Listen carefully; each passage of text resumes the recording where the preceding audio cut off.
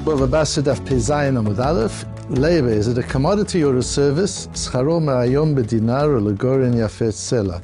It's possible that whether labor is considered a commodity or a service is actually a machlokes, a difference of opinion between the Rashbam and the Ritvo. And of course, whether it's a commodity or service is a difference, firstly, in approach and how you treat a laborer or worker, how you relate to his or her labor.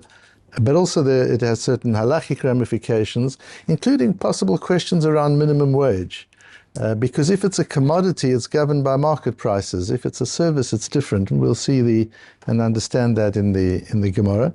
Once again, along the lines of what we discussed yesterday, the microscope approach, we're looking today at a facet of a facet of a facet of the sugya.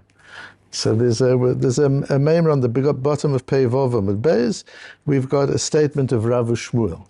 And then there's a daf of Gemara about the statement of Rav and Shmuel.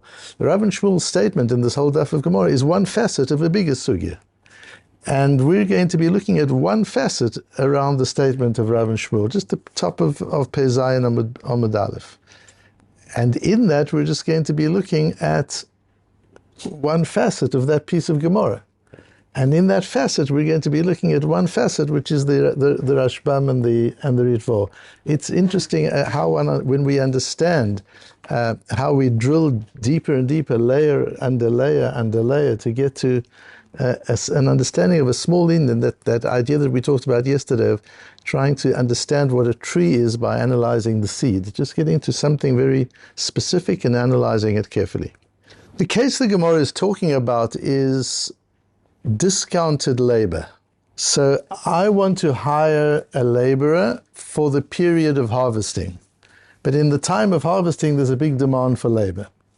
As there's a demand for labor at that time, the cost of labor goes up. And in the Gemara's case, the cost differential between now in the winter and then in the spring is 4 times.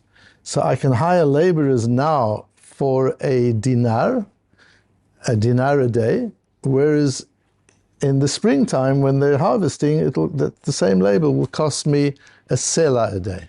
A sela is 4 dinarim.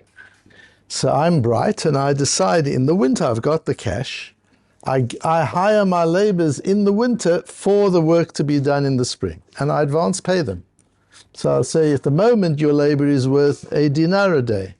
I need you for 30 days. I will pay you 30 dinarim now for work that you'll do for me in the springtime. The Gemara says you can't do that. And what is the problem? It's similar to cases we had in Bava Metzia. There's a ribis problem. There's a problem of interest, because what I'm really doing is I'm lending you 30 dinarim of cash, and in 6 months' time you are paying me back with 120 dinarim of labor. So you're paying me back far more than I gave you up front. I didn't buy anything from you up front. I just gave you cash and you gave me nothing. That means it's a loan. If I give you cash and you give me a service or a commodity, that's a transaction. That's a purchase. But if I give you cash and you give me nothing, that's either a gift or a loan. Since it's not a gift because I expect you to do something in return, just not now, it's a loan. If it's a loan, you need to repay me the value of my loan, not 4 times the value of my loan. However, the Gemara said that this is a brisa. The brisa says, if you start working for me now and you continue working through to the spring, then it's okay if I advance pay you at today's rate. That's the case. So maybe there's 6 months to go, and I hire you for 6 months at today's rate of a dinar a day, and it emerges that comes the springtime, you're working for me for a dinar a day, although your labor is worth a sela a day. In that case, it's okay. And then Gemara goes into a discussion about the difference between the first case and the second case based on Rav and Shmuel's halacha. And then the Gemara says the piece that we're going to focus on, which on the source sheet is the 3rd line of Gemara. V'tispera. Do you realize what you're saying? This is Rava who says this. In the Gemara itself, it's on the 7th line of the Gemara. Omar Rava. V'tispera. Zilzule bischirut mi asir. There is nothing wrong with a person hiring himself out at less than market price. That's allowed. You can hire yourself out for whatever price you want. In that case, Maishna Reisha or Maishna Sefer, so then why should there be a difference between case 1 and case 2? If I hire you now for the springtime, it's forbidden. If I hire you now at today's rates and you work for me through the spring, it's permitted. Why the difference? Says the Gemara, a technical difference. Reisha deloi ka'avid behedye mehashta mechzi ki agar natarli. The reisha just doesn't look right. In the first case, it doesn't look right. I'm giving you cash, you're giving me nothing back. Later on, you're giving me something back which is worth more than the cash I gave you. So why did you agree to the discounted rate? Because I've given you the cash up front. That's a loan. That looks like interest. So although technically it's not interest because an individual is permitted to hire himself out at whatever rate he wants, from a visual perspective, it looks like interest. It's a mechzi, kiribis, and therefore it's forbidden. However, if you look, the optics of the second case is different. In the optics of the second case, I give you money up front, but you start working straight away. It's very clear this isn't a loan. Clearly, I'm hiring you. So whereas the first one, it's going to take 6 months before anybody realizes that this wasn't a loan. So this is a case of mechzi. It's interesting that mechzi, we don't say, but if you would just wait 6 months, you would see that what I'm doing is not wrong. No, if in the moment it looks wrong, then that's a problem of mechzi. But in the second case, since when I give you the money, you are immediately responding with work, with labor, it's clear to everybody that this is a hiring contract, this is not a loan. Lo mechzi ki agar natarli, this does not seem like a case where you're taking care of the money for me, you're keeping the money and charging me a fee. That's the Gemara. The facet of the facet of the facet that I'm looking at is the zilzule bischirut mi asir. Is it forbidden to cheapen the value of your labor? Everybody is their own balabos. They can charge out their labor at whatever price they want. Is that also? Which implies that that's specifically by schirut, by labor. Whereas by commodities, maybe that isn't the case. Does that mean I'm not free to discount my golden Rolex for advance payment, but I am free to discount my labor? Or does it mean I can discount the golden Rolex as well? And that's a machlokes Rashbam and Ritva. Let's learn the Rashbam at the bottom part of the page. Let's go through it carefully. V'tispera, what the Gemara is saying, V'tispera de levi asur, v'chi zilzule b'schirut mi asur bitmia. The Gemara is saying, do you think that it's forbidden to discount your labor? Clearly you're allowed to discount your labor. Ve'afilu heicha dehikdim lo adinar minisan, v'lo asayimo ad legoren. And even if I've paid you in advance and you didn't start working for me until the spring, until later on, until the time of the harvest, midoraisa shari, according to the Torah laws, this is not interest, this is just a contract of discounted labor for advance payment, and you're free to discount your labor. This is not the same as when you're doing a sale. With the golden Rolex, in fact, you're not allowed to do that. Yes, I can discount the golden Rolex if you're paying me right away. I can say for cash, for whatever I can say, or I like you, I'm going to give you a special price. It's interesting, once a Chinese trader many, many years ago taught me, never give a discount on anything. Of all places in China, it was in Hong Kong, can you imagine him saying, I'm going to teach you something, never ever give a discount. There's a market value for your goods, and there are no discounts. What you do is you offer the customer a special price. That's different. And you can't believe how different it is. It's completely different. A discount cheapens the object, and a special price raises the value of the buyer. I'm doing this for you because you're such a special person. I want to help you out. I'm giving you a special price. I'm giving you a 10% discount. That means I don't really value what I've got at the full price. I'm discounting it. And that's a principle I used for many, many years, and it made a very, very big difference in the nature of the conversation, both as a buyer or as a seller. Instead of saying, can you give me a discount? To be able to say, you know what, we have a special relationship. Can you perhaps do something for me that is different from what you would do for anybody else? And very often the person will say, okay, X% or whatever. Says the Rashbo, it's not like Mekach or Memka, de itbe onao vitul Mekach. If a person discovers that he has been paid too much, or he sold his commodity for too little, he can cancel the deal. That's all now we learned in Bava Metzia.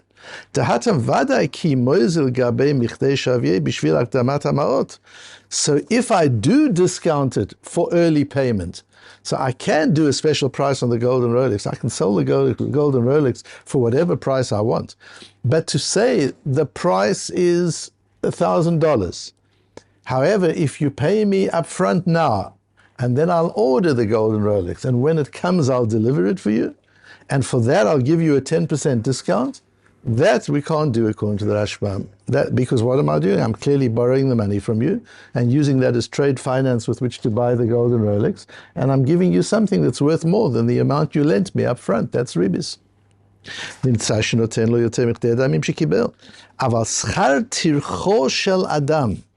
But that's not labor. Labor is not a commodity. Labor is the fee for a person's effort, for a person's energy. And energy is an intangible. And energy is not like a commodity like the golden Rolex. Leka agar natar. And there's no case in the case of labor of saying if I'm discounting an early payment that's considered interest. Why? The derech poel lahaskir atzmo b'chol shehu k'she'en lo ma yochel. Because it's not unusual that if a poel is desperate, if a worker is desperate, he's got no money, he's got nothing to eat, and there's no work available, he'll hire himself out for less than minimum wage, sometimes for way less than minimum wage, just to get something. That can happen. What are you going to say? That's also. And if somebody offers to pay him up front, he knows that he's suffering, he has no money, and he says, I'll give you your money now. For labor, you'll do later on. For the worker, the payment up now is worth much more than the amount. It's how much the money is worth. $10 for somebody who's got nothing, no food in his house, is worth $100 to somebody whose refrigerator is full. It's completely different. The value of money changes depending on how much money you've got. And so for him to say, I'll give you a discounted value, I'll work for you for much less if you pay me up front, he's not discounting his labor. It's the same value. He's just saying the money now, the 400 dinar of 6 months' time and the 100 dinar of now are worth the same to me. 100 dinar now that I'm hungry is worth 400 dinar. That's what it means. It's not that he's discounting the labor, he is revaluing the currency for himself. And that's not interest. Whatever he gets is profit that he needs, because without that he's got nothing. So whatever he gets, whatever he earns, that's the difference between labor and a commodity. A commodity, there's a cost. I've got to pay for the golden Rolex and there's a margin. But with labor, there's no margin. With labor, it's all profit. There's no cost. So everything I've got is a profit. So I can decide how much profit I want to make, because there's no bottom line of cost. It's just such a beautiful piece of Rashbam. Once again, just to see the beauty of the Rashbam. We talked about the Rashbam yesterday. And I'm thinking as we're going through Bava Batra and getting so close to the Rashbam, the difference between Rashi is brilliant in his minimalism, that he just provides the guardrails. Just wants to make sure you don't go off the track. He gives you a first reading of the text. This is how to read the Gemara. Leaving his talmidim free to go with that wherever they want to go, and allowing innovation which comes after Rashi, all this explosion of innovation, because Rashi allows that. The Rashbam goes further. The Rashbam already has worked the Gemara out and shows you how he's worked it out and how he's thinking. And in that process also shows you the value system that he's building from the Gemara. And what's important here is to realize that because of the uniqueness of every person's circumstance, labor is not a commodity. The idea of a commodity is I can buy it anywhere for that price. There's a market price. If I don't buy the gold Rolex from you, I'll buy it from a jeweler next door. And there's a fixed price for it. I can get it at the same price. And when you say that to a laborer, I'm only going to pay you X because I can get lots of people at that price. That's so undermining. What one should be able to say to a laborer is, let's discuss a price, because there's nobody else like you. There's nobody else in your circumstance. There's nobody else with your talents. There's nobody else with your energies and passion. Each person is unique. So I want you to increase the value of what you're offering me. I want you to work for me for a month or a year or a day, And I want you to increase the value more than everybody else. There are two ways you can increase the value. You can work a little harder with a bit more passion and apply yourself a bit more diligently, or you can charge me a little less. Either way, I get more value. But minimum wage, in a sense, undermines the laborer's capacity to be able to put his own value on the money, not on his labor, but on the money, for him to be able to say, I'm willing to work for less than a minimum wage. To insist that it's only minimum wage is not always in the interests of the individual laborer. The Ritva has an opposite approach, but it lands up in a similar place. The Ritva says that, in fact, the golden Rolex you can discount in advance because it's an object, it's an actual object. You can do this. When it's a physical object, you can put whatever price and whatever payment terms you want on it. Originally,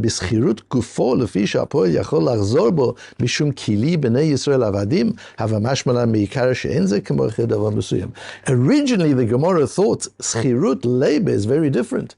Because labor is not a commodity. What is labor? This is now the Havamina, the original thought, according to the Ritva. Labor is not a commodity because a laborer is always entitled to back out of the deal because he's not an Eved.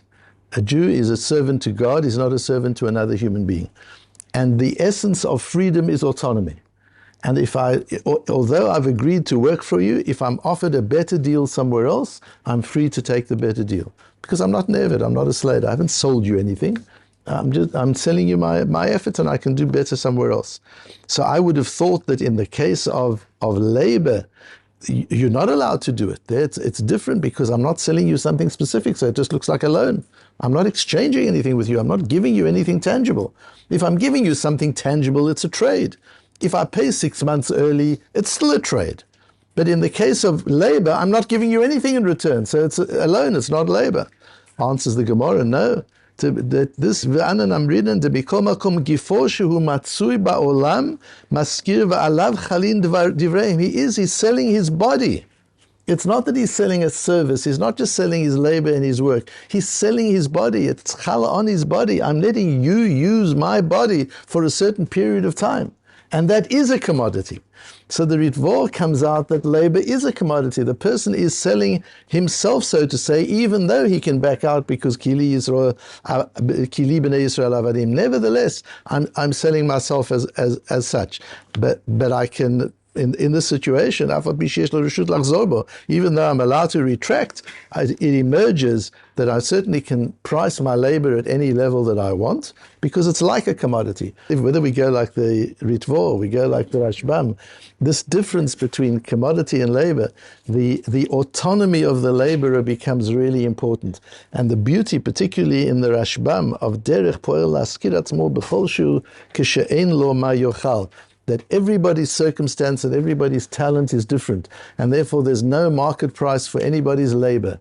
Each is a different negotiation, each has a different value, and we need to treat each of our employees and each of our laborers as individuals that make valuable contributions, and to negotiate the value, each one according to what he contributes and what he costs.